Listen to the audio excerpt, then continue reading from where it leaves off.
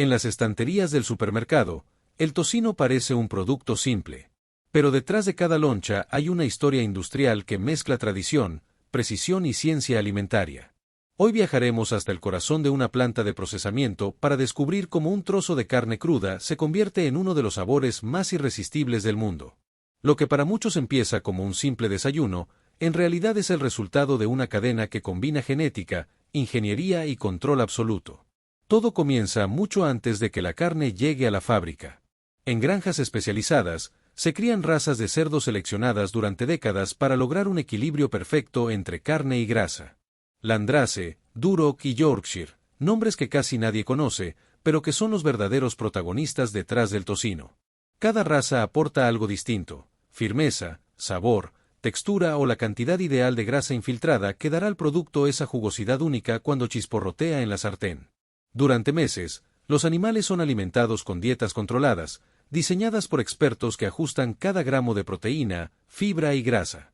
Nada se deja al azar. La alimentación influye directamente en la composición de la carne, su color, su suavidad y su aroma final. Un cerdo mal alimentado puede arruinar toda una producción.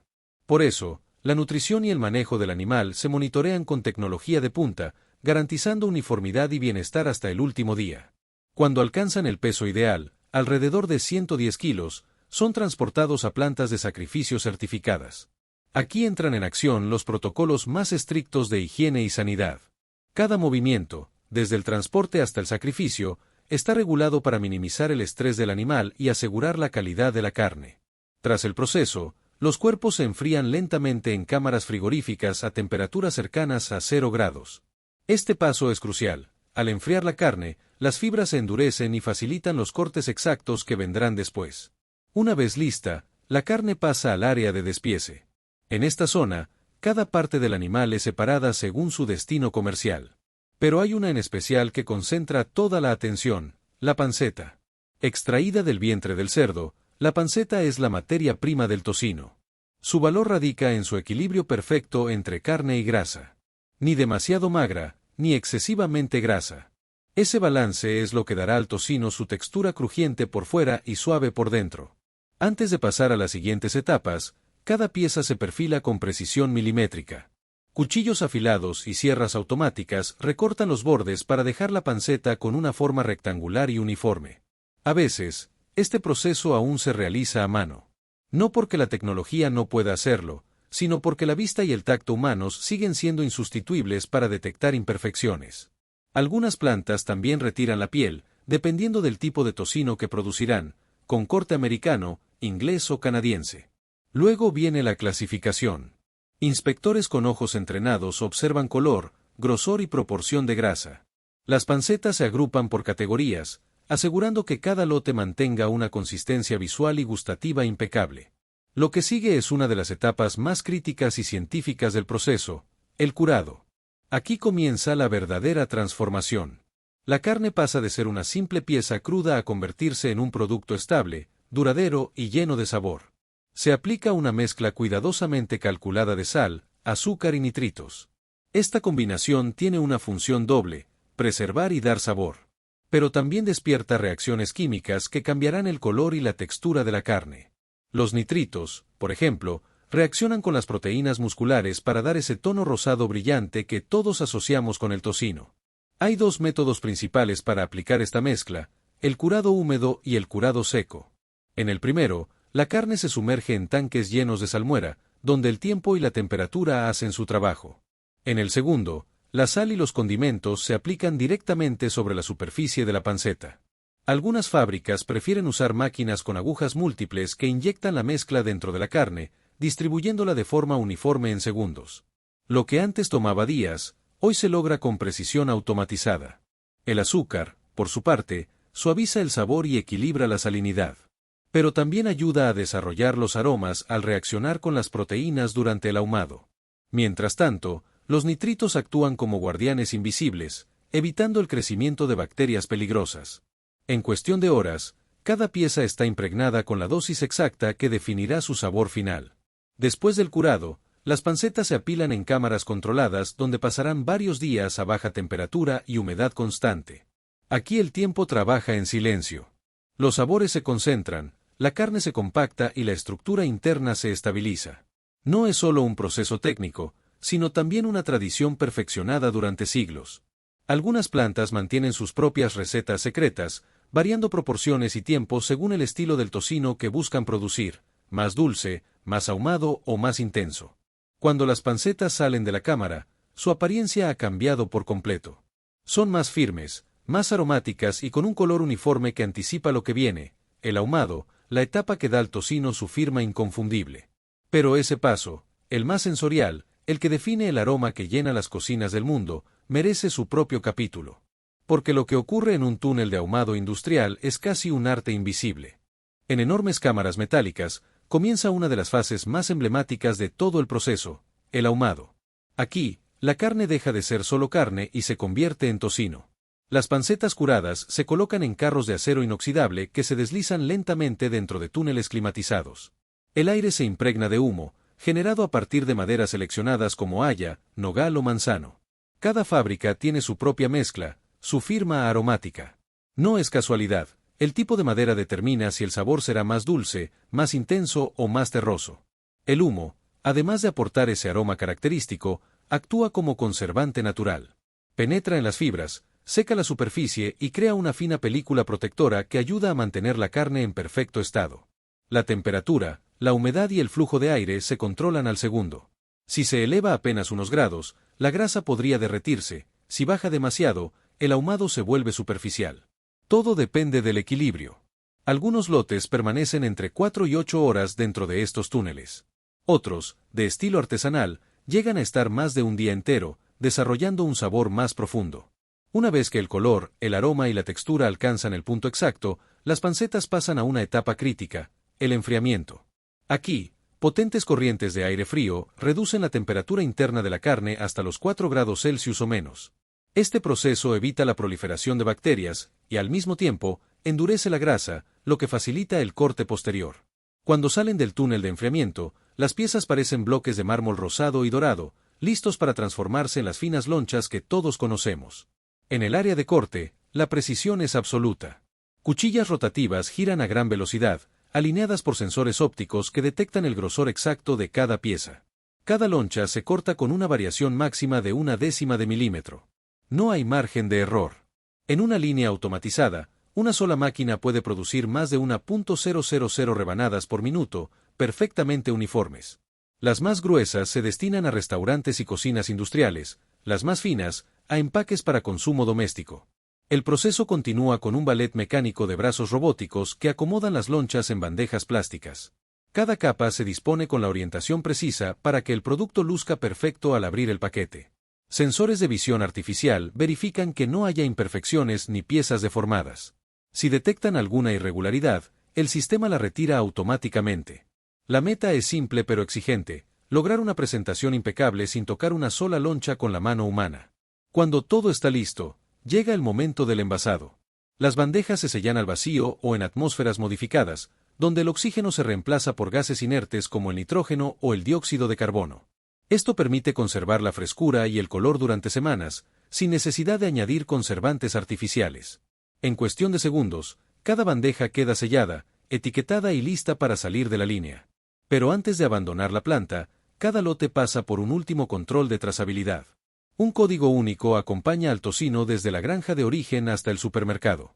Ese pequeño número impreso en la etiqueta contiene toda su historia, la fecha de sacrificio, el lote de curado, el turno de producción e incluso la cámara de ahumado en la que estuvo.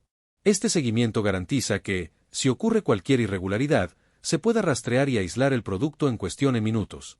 Es un sistema de seguridad alimentaria que combina ingeniería, informática y logística global. Luego viene la distribución. Camiones refrigerados cargan toneladas de tocino al día rumbo a centros logísticos y cadenas de supermercados. En menos de 48 horas, muchas de estas bandejas ya están en estanterías de todo el mundo. Desde América hasta Asia, el mismo producto mantiene su textura, sabor y aroma gracias a una cadena de frío que no se interrumpe en ningún momento. Y así, lo que comenzó en una granja como un animal cuidadosamente alimentado termina convertido en uno de los alimentos más populares y versátiles del planeta. Frito, horneado o incluso caramelizado, el tocino aparece en desayunos, hamburguesas, ensaladas y postres. Es símbolo de indulgencia, de sabor y de placer inmediato. Pero detrás de cada loncha hay una maquinaria silenciosa que mezcla biología, química y precisión industrial. En cada paso, desde el curado hasta el corte, hay ciencia. En cada aroma, historia. En cada chisporroteo, años de perfeccionamiento técnico. Pocas personas lo piensan mientras lo cocinan, pero el tocino es, en realidad, una obra maestra de ingeniería alimentaria. Así, cuando lo veas empaquetado en el supermercado, recuerda esto: ese producto tan cotidiano no nació por casualidad. Nació de una cadena donde la tradición se une con la automatización, donde el fuego y el acero trabajan juntos para dar vida a uno de los sabores más reconocidos del mundo. Y en ese punto exacto, entre el humo, la precisión y el tiempo, el tocino deja de ser simple comida, para convertirse en una historia que se cuenta con cada bocado. Cada año, los estadounidenses consumen más de 2.500 millones de litros de jugo de naranja. Es una de las bebidas más populares del país, y casi todo proviene del mismo lugar, Florida. Allí, bajo el sol constante y un clima casi perfecto, se cosechan más de 3.000 millones de naranjas cada año. Pero la verdadera pregunta es: ¿cómo se transforman miles de millones de naranjas en más de 250 millones de litros de jugo? Hoy viajaremos al corazón de la industria que convierte una simple fruta en el líquido más brillante y refrescante del desayuno mundial. Todo comienza cuando las naranjas alcanzan su punto perfecto de madurez. Durante meses, los árboles de cítricos absorben la luz solar, almacenando azúcares naturales en su pulpa hasta alcanzar el nivel ideal de dulzura. En algunas huertas pequeñas, los trabajadores todavía las recolectan a mano, con movimientos cuidadosos y bolsas colgando del hombro. Pero la fábrica necesita millones de naranjas al día, y no hay forma humana de alcanzar esa escala manualmente. Por eso entra en acción una maquinaria impresionante. Sobre las hileras de árboles avanza una enorme cosechadora. A cada lado, una serie de brazos vibratorios golpea suavemente las ramas, haciendo que las naranjas maduras se desprendan de inmediato. El ruido metálico de las piezas y el golpe de los frutos cayendo sobre las cintas transportadoras marcan el inicio del proceso. Desde allí, las naranjas se transfieren a un vehículo de recolección especializado conocido como GOAT, que se mueve a la par de la cosechadora. Este gigante puede recolectar hasta 2 toneladas de fruta por minuto. En un solo día, el sistema completo puede cosechar más de 2 millones de naranjas. Tal vez te sorprenda ver que muchas de esas naranjas no son completamente naranjas, sino verdes. Pero el color no determina su madurez. En realidad, depende de la temperatura. Las noches frías pueden volverlas intensamente naranjas, mientras que las noches cálidas devuelven el tono verdoso. Aún así, su sabor y dulzura son idénticos. Si la naranja ha alcanzado su tamaño completo, está lista para exprimir, sin importar su color. Una vez recolectadas, las frutas se cargan en góndolas metálicas. Cada remolque puede albergar alrededor de 120.000 naranjas, suficientes para producir más de 10.000 litros de jugo fresco. A simple vista, parecen montañas de color y aroma cítrico, un mar brillante que se mueve lentamente hacia las plantas procesadoras. Los camiones avanzan hasta llegar a la fábrica, donde el aire se llena con el olor dulce y ácido del jugo recién exprimido. A la entrada, comienza la primera etapa industrial, la limpieza. Las naranjas se vierten en una enorme plataforma donde poderosos chorros de agua las enjuagan mientras giran sobre rodillos cubiertos con cepillos. Este proceso elimina polvo, hojas y cualquier resto del campo. Una vez limpias, siguen su recorrido por la cinta hasta un sistema de inspección visual. Allí, trabajadores entrenados observan cada naranja, desechando las que presentan golpes, deformaciones o signos de descomposición. Solo las mejores continúan el viaje. Las naranjas aprobadas llegan entonces a una cama especial cubierta con miles de diminutos alfileres. Estas pequeñas agujas perforan suavemente la cáscara, lo justo para liberar los aceites esenciales que contiene. Más adelante, ese aceite se convertirá en un producto valioso, pero por ahora, su aroma inunda la planta. Luego, las naranjas pasan por un sistema de rodillos que las clasifica según su tamaño. Esto no es un simple capricho. Cada extractor está calibrado para un diámetro específico, y clasificar la fruta permite exprimirla con la máxima eficiencia sin desperdiciar una sola gota. Es aquí donde comienza la parte más impresionante de todo el proceso, la extracción. Una a una, las naranjas clasificadas entran en extractores industriales. Cada máquina sostiene la fruta con cuidado en una copa metálica y la corta por la mitad. En ese momento, Un cono giratorio presiona la pulpa y libera el jugo en cuestión de segundos. Es exactamente el mismo principio que un exprimidor casero, pero a una escala monumental. Estas máquinas pueden procesar hasta 800 naranjas por minuto, y la planta completa puede producir cerca de 2 millones de litros diarios. Sin embargo, no todas las fábricas usan el mismo método. Algunas emplean máquinas equipadas con púas metálicas afiladas que sostienen varias naranjas a la vez. Una poderosa prensa las empuja hacia abajo, forzando la salida del jugo y separando automáticamente la cáscara de la pulpa. De este proceso salen 3 productos distintos: jugo, pulpa y cáscara. Ninguno se desperdicia. La pulpa se recoge en grandes tambores de acero inoxidable. Más adelante, volverá a mezclarse con el jugo para ajustar su textura. Las cáscaras vacías, en cambio, viajan por una cinta hasta un molino industrial que las tritura en una pasta fibrosa. Ese material se carga en camiones y se destina a la producción de alimento para ganado. Pero antes de irse del todo, las cáscaras aún guardan un tesoro: el aceite esencial de naranja. Durante la perforación inicial, una parte de este aceite se había liberado, y ahora el resto se extrae mediante un proceso químico. Las cáscaras trituradas se mezclan con agua y se centrifugan a altísima velocidad. En el giro, el aceite puro se separa del agua y se acumula en la superficie. Tras varias rondas, se alcanza un nivel de pureza del 99%. Ese aceite esencial se convierte en un producto de alto valor, se usa en perfumes, productos de limpieza y aromatizantes naturales. Así, cada parte de la naranja tiene una segunda vida. Mientras tanto, el jugo recién exprimido se divide en 2 caminos. Una parte se destina al jugo concentrado y la otra al jugo natural, conocido como fuerza simple. Para crear el concentrado, el jugo se introduce en enormes evaporadores que eliminan cerca del 80% de su contenido de agua. Esto reduce drásticamente su volumen, lo que facilita su transporte y almacenamiento. Luego, el concentrado se congela, transformándose en los tubos de jugo congelado que se venden en supermercados. El jugo de fuerza simple, en cambio, se mantiene en estado líquido y pasa a un proceso de pasteurización rápida. Primero se calienta a 85 grados Celsius durante unos segundos para eliminar bacterias y enzimas indeseadas. Luego se enfría rápidamente hasta alcanzar apenas 2 grados Fahrenheit. Así, se conserva su sabor natural sin necesidad de aditivos ni conservadores. Por eso puede etiquetarse como jugo 100% natural. El líquido brillante y dulce que sale de este proceso se almacena en gigantescos tanques de acero refrigerado con capacidad de hasta 3,85 millones de litros cada uno. Allí puede conservarse fresco durante casi 2 años, con una pérdida mínima del sabor. A esa escala, la fábrica parece más una refinería que una planta de alimentos: tuberías por todas partes, válvulas que controlan la presión, y un sistema automatizado que mantiene todo en equilibrio. Antes de que el jugo llegue a las botellas, hay un paso más. Los tambores donde se guardó la pulpa se abren y el contenido se reintroduce al jugo. Esto se hace en tanques de reprocesado donde enormes paletas giran constantemente, asegurando que la mezcla sea uniforme. Dependiendo del tipo de jugo que se quiera producir, se agregan diferentes proporciones de pulpa. Algunos lotes se preparan con algo de pulpa, otros con mucha, y otros sin nada. Cada consumidor tiene su favorito, y la fábrica debe responder a todos los gustos. Ahora sí, el jugo está listo para su última etapa, el embotellado.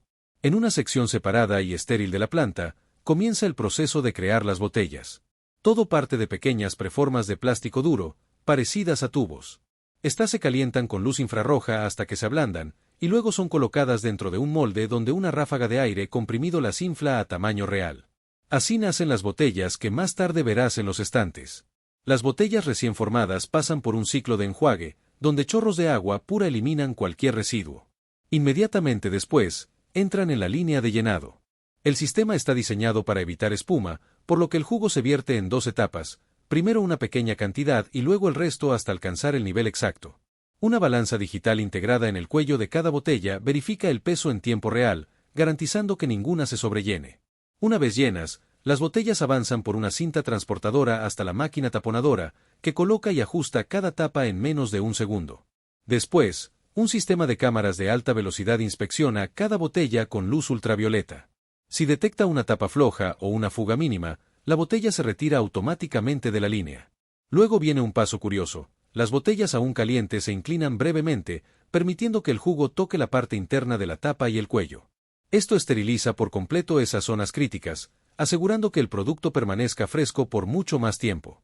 A continuación, Las botellas pasan por un túnel de enfriamiento donde chorros de agua a distintas temperaturas las llevan poco a poco a temperatura ambiente.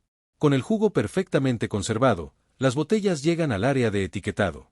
En cuestión de segundos, una máquina aplica etiquetas que muestran la marca, los ingredientes y la información nutricional. A partir de ese momento, cada botella está lista para su empaque final y su distribución a todo el país. Desde los campos bañados por el sol de Florida hasta las fábricas que no se detienen ni un solo día, cada etapa del proceso está diseñada para capturar la esencia más pura de la naranja. Lo que comenzó como una fruta en un árbol ahora se ha convertido en el jugo que llena millones de vasos en todo el mundo. Y pensar que detrás de ese simple sorbo hay años de ingeniería, precisión y ciencia trabajando al mismo tiempo. Así que la próxima vez que abras una botella de jugo de naranja, recuerda, cada gota es el resultado de una cadena perfecta de cosecha, tecnología y naturaleza trabajando juntas.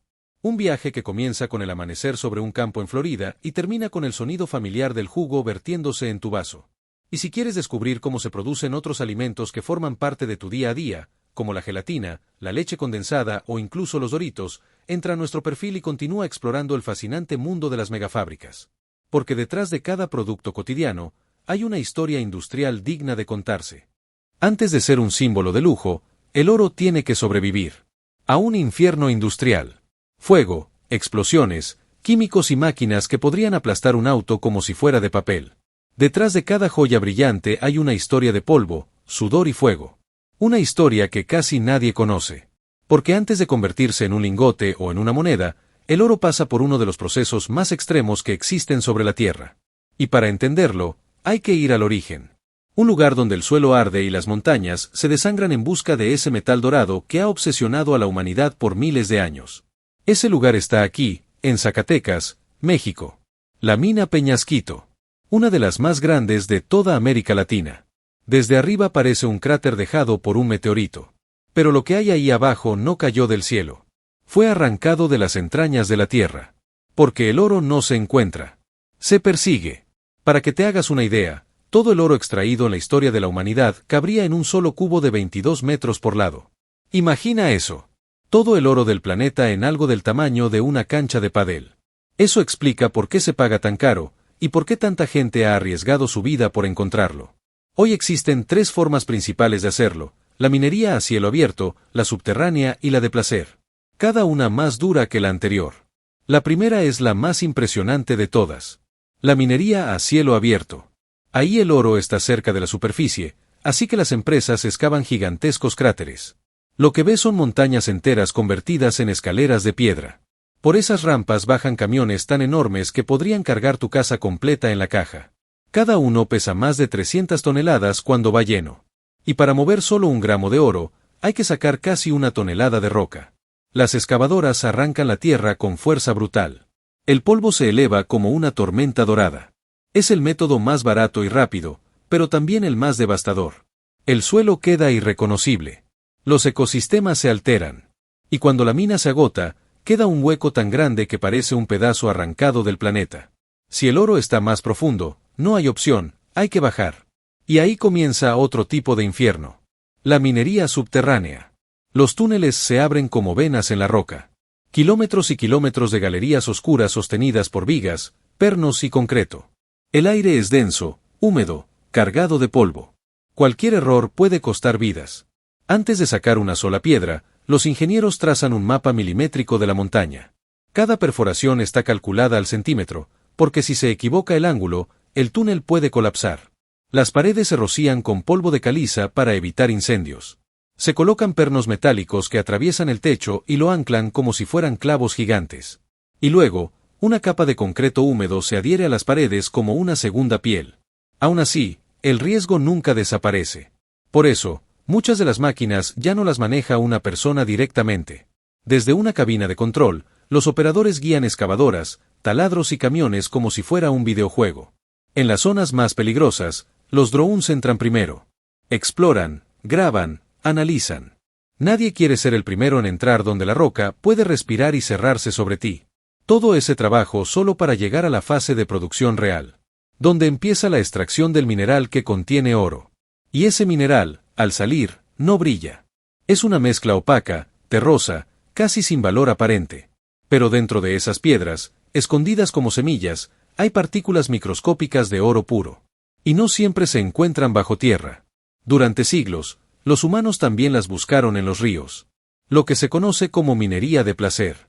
Seguramente lo has visto en las películas del viejo oeste, hombres inclinados sobre el agua, agitando bandejas metálicas, lavando la tierra con paciencia hasta que algo dorado asoma entre la grava. Así se hacía antes. Sin maquinaria, sin explosivos, sin tecnología.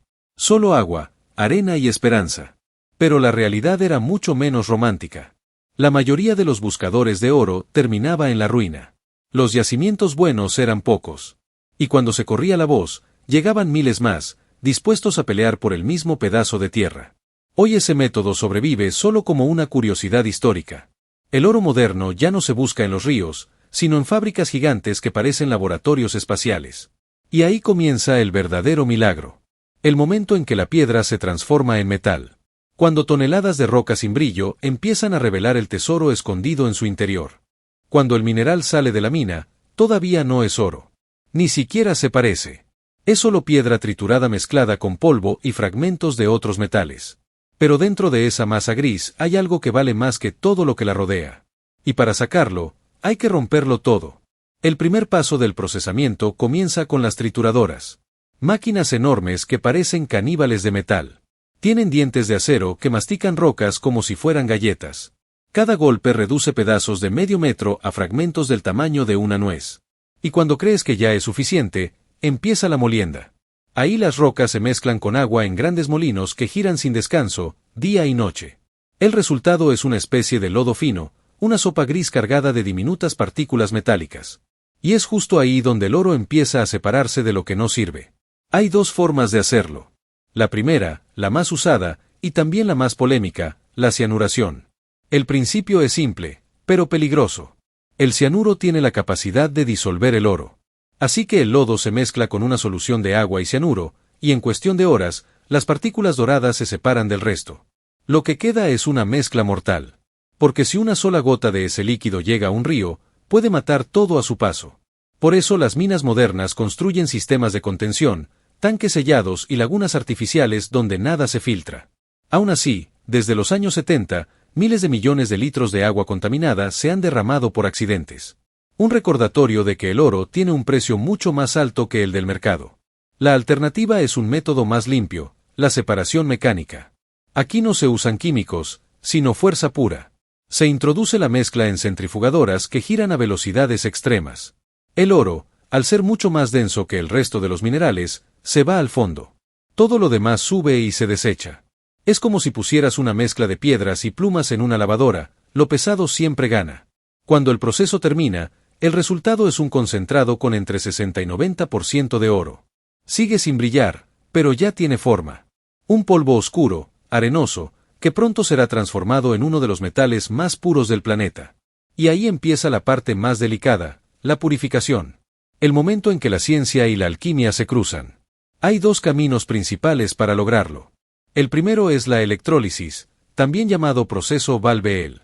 Consiste en sumergir una barra de oro impuro en un tanque lleno de ácido clorhídrico, entre dos electrodos. Uno es el ánodo, la barra impura, el otro, el cátodo, una fina lámina de oro puro. Luego se aplica electricidad. Y como por arte de magia, los iones de oro se desprenden de la barra y viajan hacia el cátodo, dejando atrás toda la suciedad. Es como si el oro atravesara un campo de energía, renaciendo más puro al otro lado. Resultado, 99.99% de pureza. Perfección absoluta. El segundo método es más rápido, aunque un poco menos preciso, el proceso Miller. Aquí el oro se funde hasta volverse líquido y se le inyecta gas cloro. Las impurezas reaccionan y suben a la superficie como una espuma sólida que luego se retira. El resultado sigue siendo impresionante, entre 99.5 y 99.8% de pureza. Ideal para fabricar lingotes, monedas o reservas bancarias. Y justo aquí ocurre una de las escenas más impactantes de todo el proceso, la fundición. Imagina hornos rugiendo a 1064 grados Celsius. Suficiente para derretir metal en segundos. El oro se transforma en un líquido amarillo brillante que parece fuego sólido. Los trabajadores, cubiertos con trajes resistentes al calor, vierten esa masa ardiente en moldes metálicos con movimientos lentos y precisos. Cualquier error, cualquier salpicadura, puede ser fatal. Están literalmente manejando fuego líquido. Al enfriarse, el oro solidifica en barras perfectas, lisas, pesadas. Pero antes de ser aprobadas, cada una debe pasar por una prueba. Se toma una muestra con un tubo al vacío y se analiza en el laboratorio. Si la pureza es correcta, se marca con un número de serie, un sello oficial y la firma del responsable. Ese sello es la diferencia entre una simple barra metálica y un lingote de valor internacional. Aún así, el viaje del oro no termina ahí. Porque muchas de esas barras se funden otra vez. Y viajan a un lugar donde el metal se convierte en historia, la casa de moneda. Allí, el oro se mezcla con pequeñas cantidades de plata y cobre para hacerlo más duro. Porque el oro puro es blando, tan maleable que podrías doblarlo con los dedos. La mezcla ideal tiene 91.67% de oro, 3% de plata y 5.33% de cobre. El resultado se funde y se transforma en delgadas láminas que luego se cortan en pequeños discos llamados cospeles. Después, las prensas gigantes los aplastan con una fuerza brutal para grabar los diseños oficiales. Cada moneda sale perfecta, brillante, simétrica, con los bordes definidos y el peso exacto. Es como una fábrica de tortillas de lujo, pero en lugar de harina, usan oro fundido. Y aún así, si una moneda no cumple con los estándares, se funde de nuevo. Nada se desperdicia. Cada gramo vuelve al ciclo hasta alcanzar la perfección. Pero entonces llega la pregunta que nadie puede evitar. ¿Por qué tanto esfuerzo? ¿Por qué pasar por fuego, químicos, electricidad y riesgo humano solo por un metal? La respuesta no está en el oro mismo, sino en lo que representa. Confianza. Durante siglos, el oro ha sido el refugio al que todos acuden cuando todo lo demás falla. Cuando las monedas cambian, las bolsas se desploman o las criptomonedas se evaporan, el oro sigue ahí, intacto. No depende de redes, ni de bancos, ni de energía eléctrica. Está en tus manos, pesa, brilla, existe. Por eso, aunque muchos digan que fue reemplazado por la tecnología, el oro nunca ha perdido su poder. Los bancos centrales siguen comprando toneladas cada año. Las reservas nacionales crecen. Y en lugares como Fort Knox, en Estados Unidos, hay bóvedas enteras llenas de oro esperando a que el mundo vuelva a confiar en lo tangible. Porque más allá de su brillo, el oro representa algo que ningún otro activo tiene: permanencia. Todo lo demás se oxida, se rompe o se devalúa. El oro no.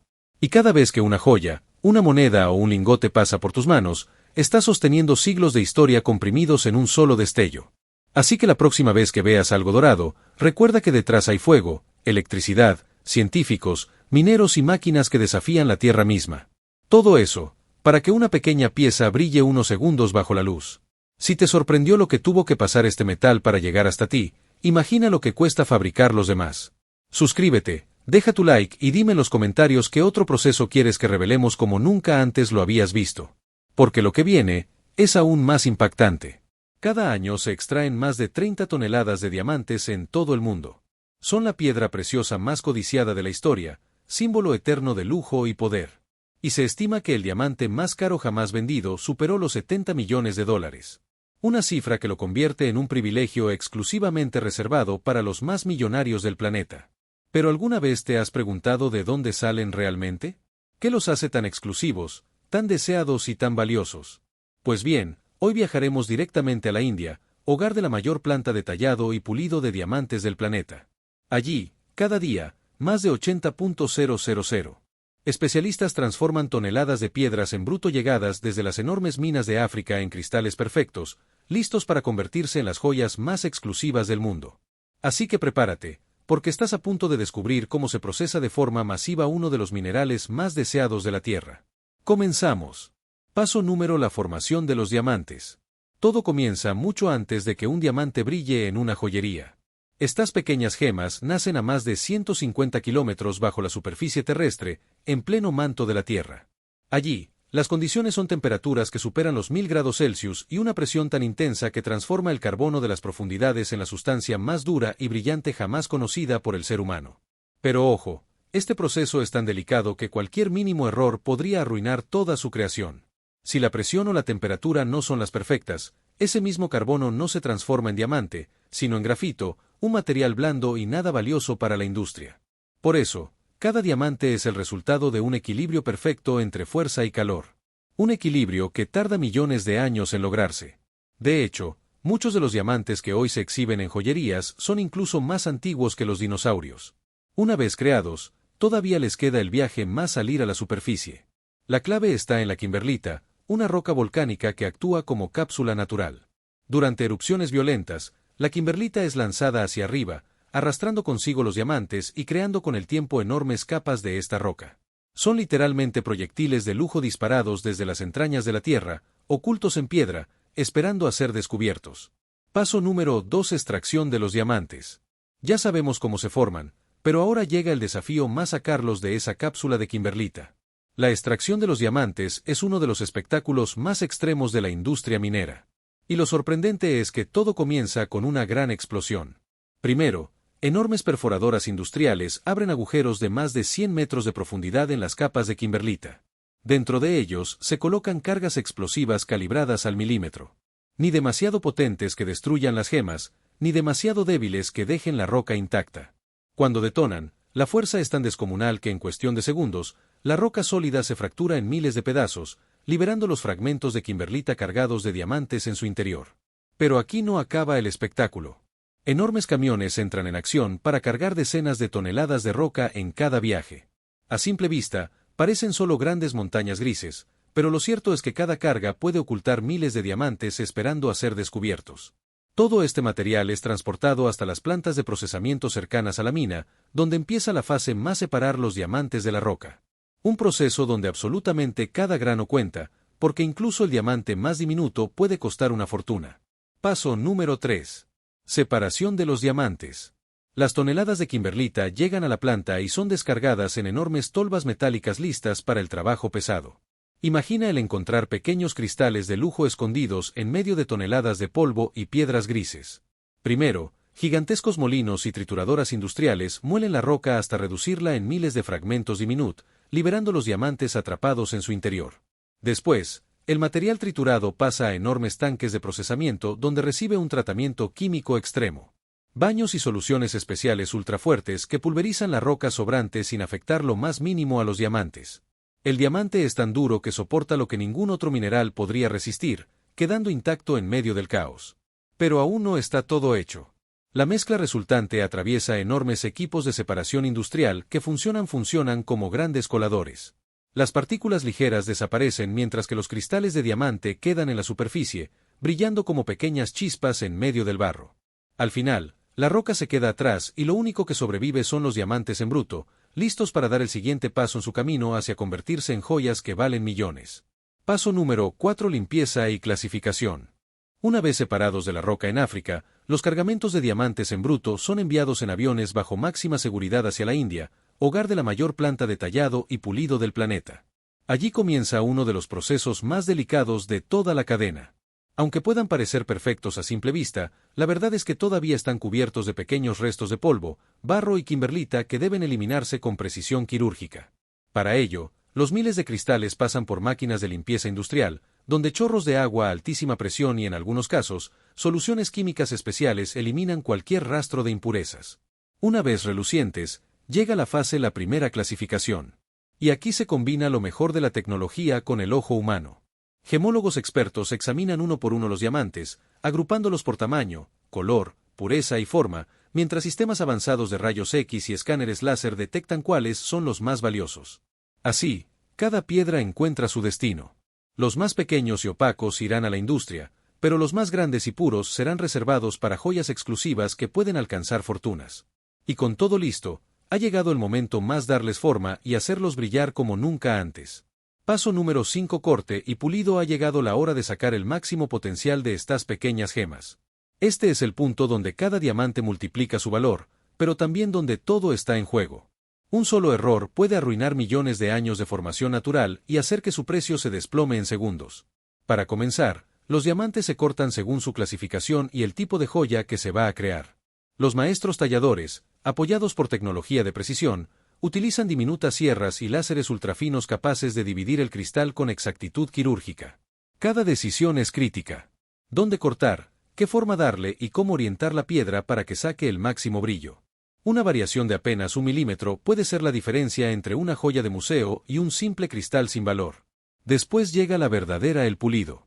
Los miles de diamantes cortados pasan a un sistema de ruedas giratorias recubiertas de polvo de diamante. Sí, Solo otro diamante puede desgastar a un diamante.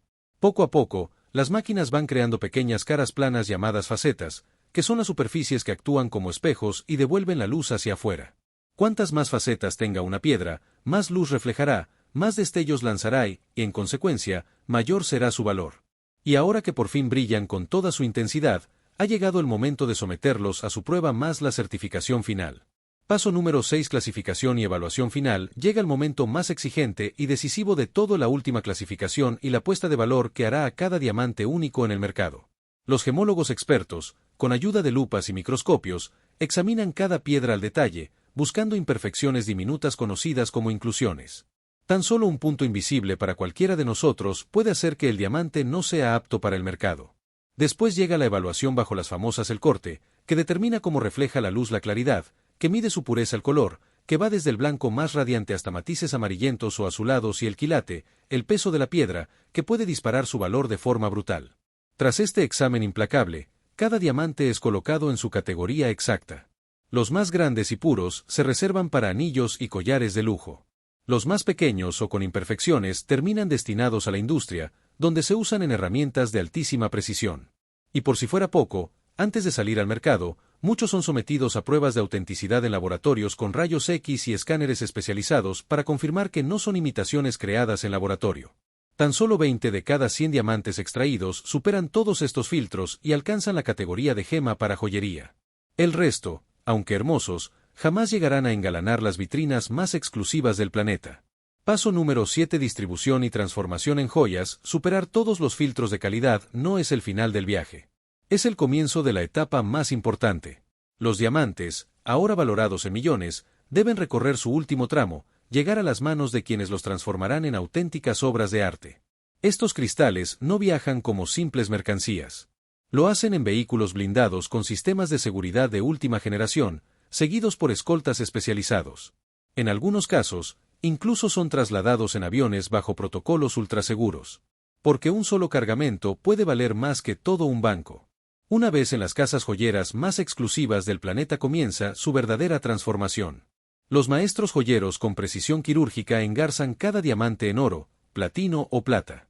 No se trata solo de sujetar una piedra, es el arte de darle un nuevo cuerpo diseñado para reflejar la luz en cada ángulo y deslumbrar al mundo entero.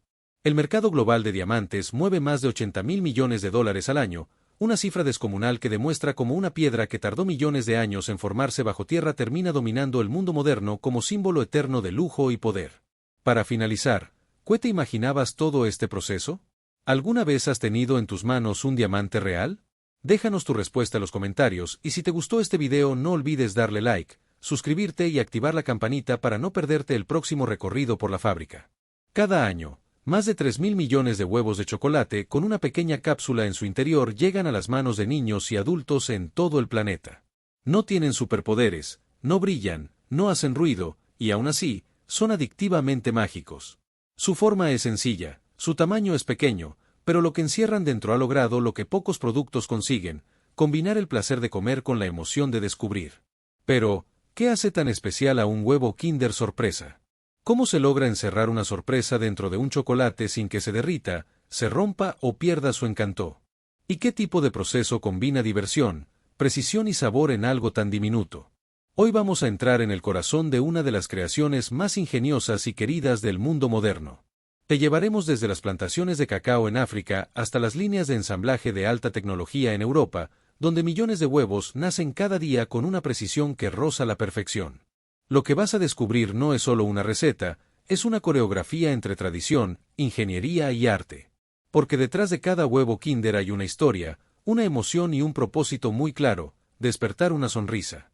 En los años 70, Italia ya era sinónimo de pasión por la comida y por los dulces. En ese contexto, un hombre cambiaría la historia del chocolate para siempre, Michele Ferrero. Él no solo soñaba con crear un buen sabor, sino con transmitir una emoción.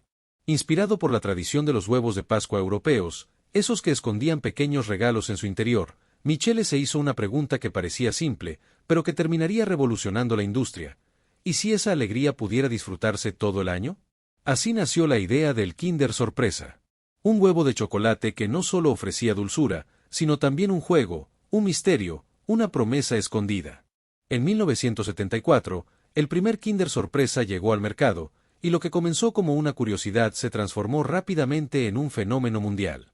Cada huevo contenía una fina capa de chocolate por fuera, una cápsula plástica amarilla por dentro y un pequeño juguete esperando ser ensamblado. Era el equilibrio perfecto entre el gusto y la imaginación. En cuestión de meses, el producto cruzó fronteras, idiomas y generaciones. Ferrero no solo estaba vendiendo chocolate. Estaba vendiendo una experiencia ritual. El crujido del envoltorio metálico, el primer aroma a cacao, el instante en que las mitades del huevo se separan y aparece la cápsula amarilla, cada paso fue diseñado para provocar una respuesta emocional. Era un viaje sensorial completo. Desde ese momento, el Kinder Sorpresa se convirtió en una cápsula de magia cotidiana. Un pequeño objeto que resumía el espíritu de Ferrero: precisión, emoción y excelencia. Pero todo gran chocolate empieza en un lugar mucho más lejano. En el trópico. Allí, entre árboles de sombra y suelos fértiles, crece el ingrediente que da origen a todo, el cacao.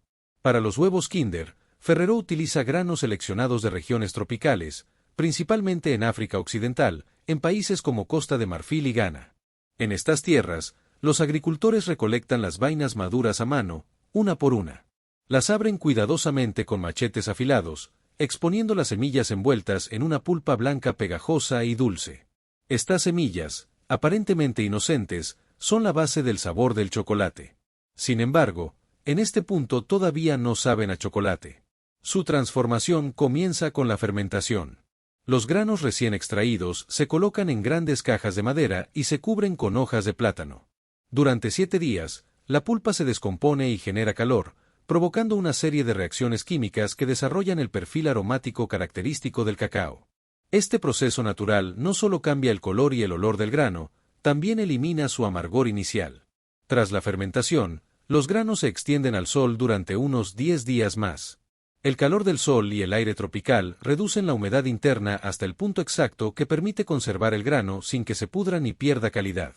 Es un proceso simple pero esencial, que depende más del ojo experto del agricultor que de la tecnología. Solo cuando los granos alcanzan la textura y el tono deseado, son empaquetados y enviados hacia las plantas de procesamiento de Ferrero en Europa. Pero el cacao no viaja solo. La siguiente pieza esencial de esta ecuación perfecta es la leche. En las fábricas de Ferrero, la leche es tan importante como el cacao, porque de ella depende la suavidad, el aroma y la textura cremosa que distinguen a cada huevo Kinder. La empresa trabaja únicamente con granjas que cumplen estrictos protocolos de calidad y bienestar animal. No se trata solo de producir leche, sino de garantizar su pureza desde el origen.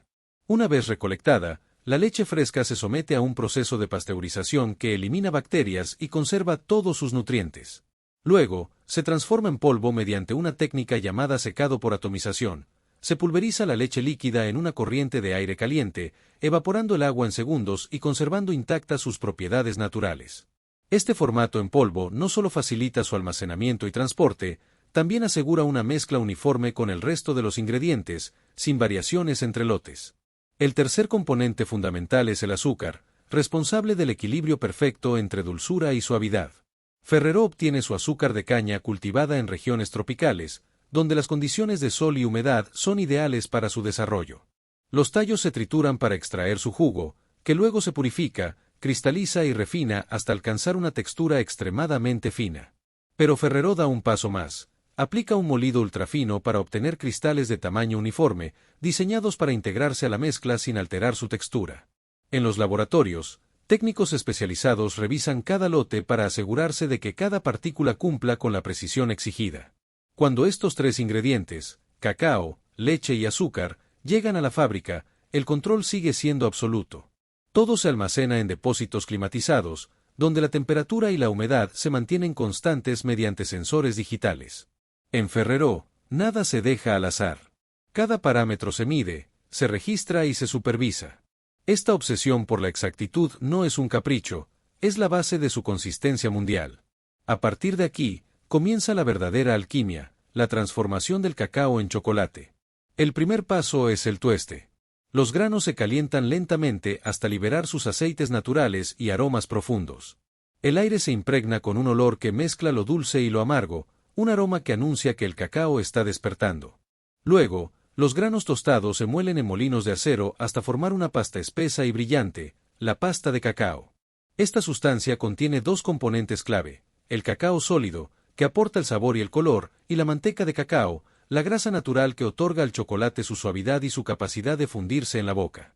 Ambos se separan cuidadosamente mediante prensas hidráulicas que ejercen toneladas de presión.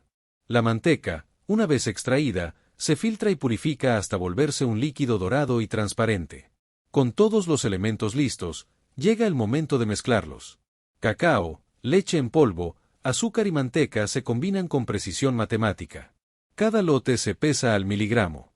En tambores giratorios, los ingredientes se integran poco a poco hasta formar una masa homogénea y densa. El aroma ya es inconfundible, pero el proceso apenas comienza. Esa mezcla aún rugosa pasa por una etapa fundamental: la refinación. 5 rodillos de acero la comprimen una y otra vez hasta reducir sus partículas a menos de 20 micras, más pequeñas que un grano de arena. Este paso da lugar a la textura sedosa que caracteriza al chocolate Kinder. Si se omitiera, el resultado sería granuloso, sin la suavidad que hace que se derrita en la lengua. Luego llega el conchado, una de las fases más misteriosas y decisivas. Durante horas, el chocolate se agita en grandes tinas metálicas, llamadas conchas, que lo calientan lentamente mientras lo airean. Este proceso elimina la humedad y los sabores ácidos, al tiempo que potencia los aromas naturales del cacao. Aquí es donde el chocolate encuentra su voz. Adquiere brillo, aroma y esa consistencia cremosa que lo distingue. Finalmente, llega el templado, el arte de dominar la temperatura. El chocolate pasa por un ciclo cuidadosamente controlado de calentamiento y enfriamiento que estabiliza los cristales de manteca de cacao. Es un proceso milimétrico, un grado de más o de menos y el resultado podría arruinarse. El templado correcto le da al chocolate su aspecto brillante, su firmeza exacta y ese crujido delicado cuando se rompe. Una vez templado, el chocolate se conserva a unos 30 grados Celsius en enormes tanques de acero inoxidable. Allí, agitadores automáticos lo mantienen en constante movimiento, evitando que se endurezca y asegurando que cada lote conserve la misma fluidez perfecta. Y entonces llega el momento más icónico: darle forma al huevo Kinder sorpresa.